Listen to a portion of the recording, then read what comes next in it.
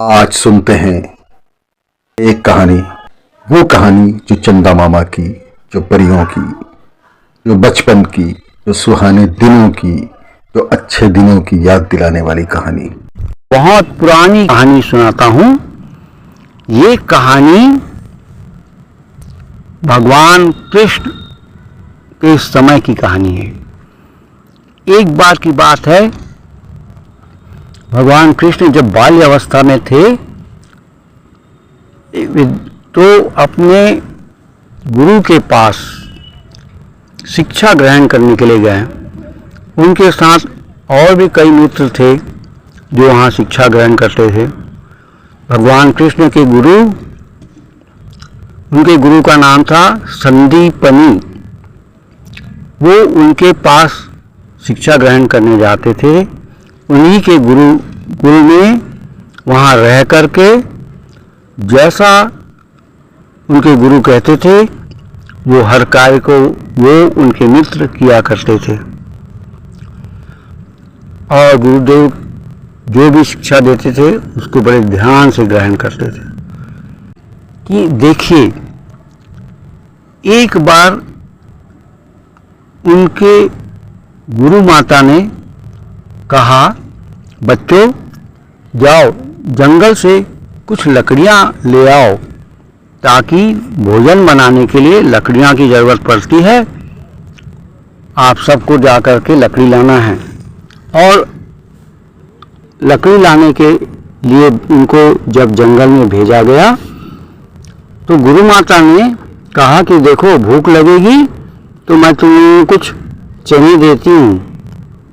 ये भिगोए हुए अंकुरित चने हैं, भूख लगेगी तो निकाल के खाना, आपस में बांट के खाना, एक दूसरे को दे के खाना, भूलना नहीं अकेले अकेले।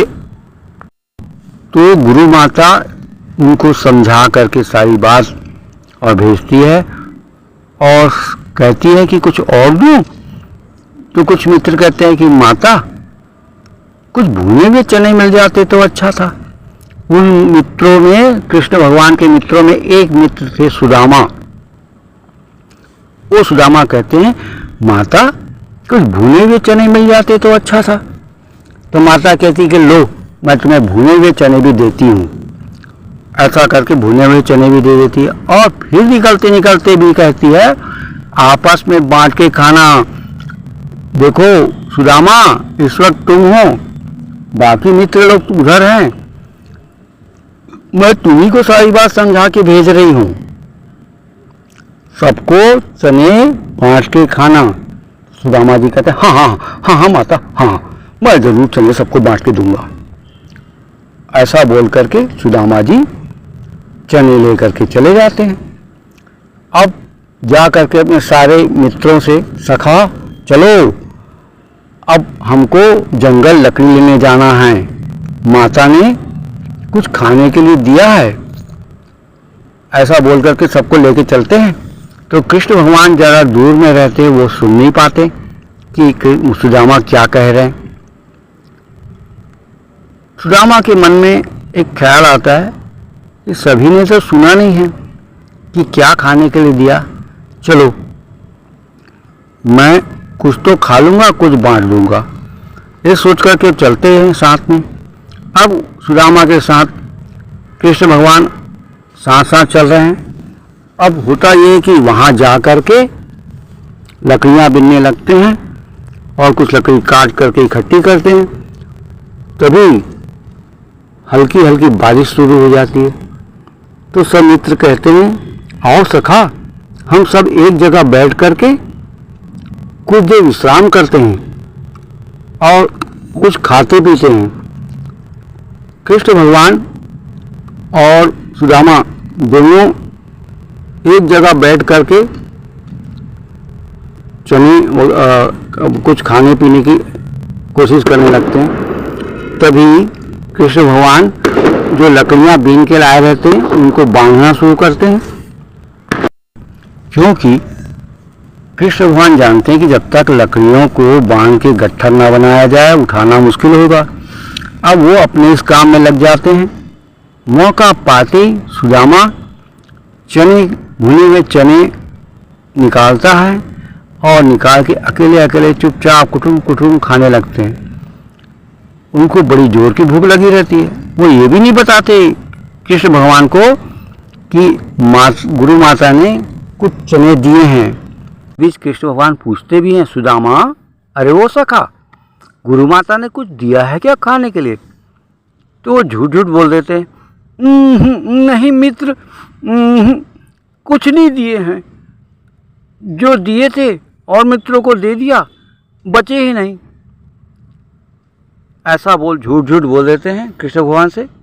कृष्ण भगवान अपने काम में लगे रहते हैं, गट्ठर बांधते रहते हैं और सुदामा महाराज चने कटरम कटरम खाते रहते हैं। जो चने भुने हुए जो रहते हैं वो चबा के खाना पड़ता है तो कुटुम कुटुम कुटुम की आवाज़ आती है। तो कृष्ण भगवान पूछते हैं, सुदामा ये कुटुर कुटुर की आवाज़ क्या आ रही है? तो सुदामा कहते हैं, वो क्या है, मेरे दांत बज रहे हैं, ठंडी हवा चल रही ना और बारिश भी हो रही ना, तो ठंडी लग रही है मुझे, मेरे दांत देखो ना। ऐसा करते हुए ऐसा करे जानबूझ करके वो किटकिट किटकिट करके अपने दांत बजाने लगते हैं। बोलते हैं, कृष्ण कृष्ण मेरे दांत बज रहे हैं, कुछ खाने की नहीं है। और धीरे धीरे करके सारा चना खा जाते हैं। अब होता यह कि कृष्ण भगवान तो सब जान गए रहते हैं कि सुदामा ने चने रखे थे जो चुपचाप खा गए। कृष्ण भगवान मुस्कुरा के रह जाते हैं और कहते हैं मन में, सुदामा तुमने ये अच्छा नहीं किया। मन में कह करके लकड़ियों का गट्ठर उठा करके चलते बनते हैं। सारे सखा मिल कर के चले जाते हैं और जा कर के गुरु आश्रम में जा कर के लकड़ी का गट्ठर रख देते हैं। गुरु माता खुश हो जाती, अरे वाह तुम लोग लकड़ी बुन के ले आए, आओ आओ बच्चों आओ, चलो तुम लोगों ने कुछ खाया, भूख लगी होगी। तो दूसरे सखा तो कहते हैं कि हाँ हमारे पास अंकुरित चने थे वो हमने खा लिया। तो फिर कृष्ण से पूछते हैं, कृष्ण तुमने कुछ खाया? तो कृष्ण जानते तो सब थे कि इस मित्र ने, सुदामा ने सारे भुने चने अकेले खा लिया, मुझे तो दिया नहीं। मगर कृष्ण भगवान कुछ नहीं कहते, चुप रहते हैं शांत। तो गुरु माता समझ जाती है कि कृष्ण ने कुछ भी नहीं खाया। फिर वो सुदामा से पूछती है, सुदामा सच बताओ तुमने कृष्ण को भुने हुए चने दिए थे? मगर तो गुरु माता का तेवर देख करके सुदामा की इतनी हिम्मत नहीं होती कि गुरु माता से झूठ बोल सके।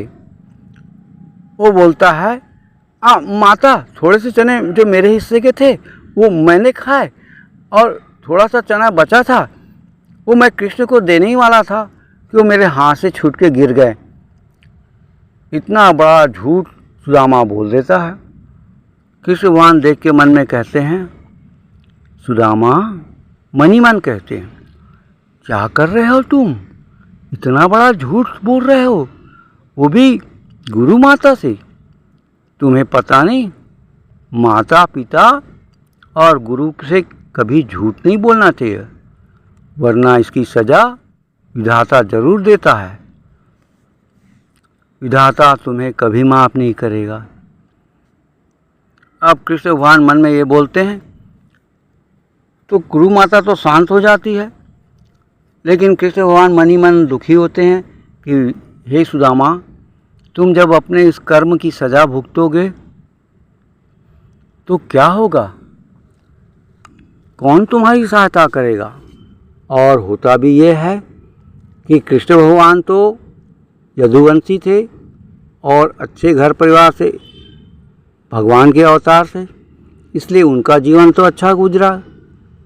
लेकिन सुदामा आगे जाके बड़े दीन दुखी, दरिद्र और गरीब हो गए।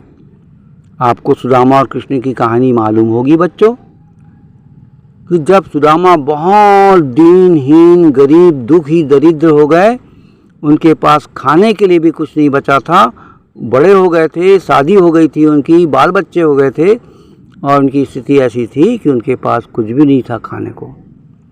तब उनकी पत्नी सुशीला ने कहा था कि जाओ, कृष्ण तुम्हारे मित्र है, द्वारकाधीश है, उनसे जाके इसको सहायता मांगो। तभी सुदामा कृष्ण के पास गए थे और कृष्ण ने उनकी सहायता की थी। तो कृष्ण भगवान तो जानते थे कि सुदामा की ये दरिद्र स्थिति क्यों है। बात यही है कि किसी के साथ धोखा और दगा करने का यही अंजाम होता है। हम किसी से झूठ बोलेंगे, माता पिता और गुरु से या मित्र से दगा करेंगे तो हमको विधाता भी कभी माफ़ नहीं करेगा। बिल्कुल वैसा ही हाल होगा जैसा सुदामा के जीवन का हुआ था। आपको कहानी पसंद आई तो कहानी को लाइक करना, चैनल को सब्सक्राइब करना और कमेंट्स करके ज़रूर बताना।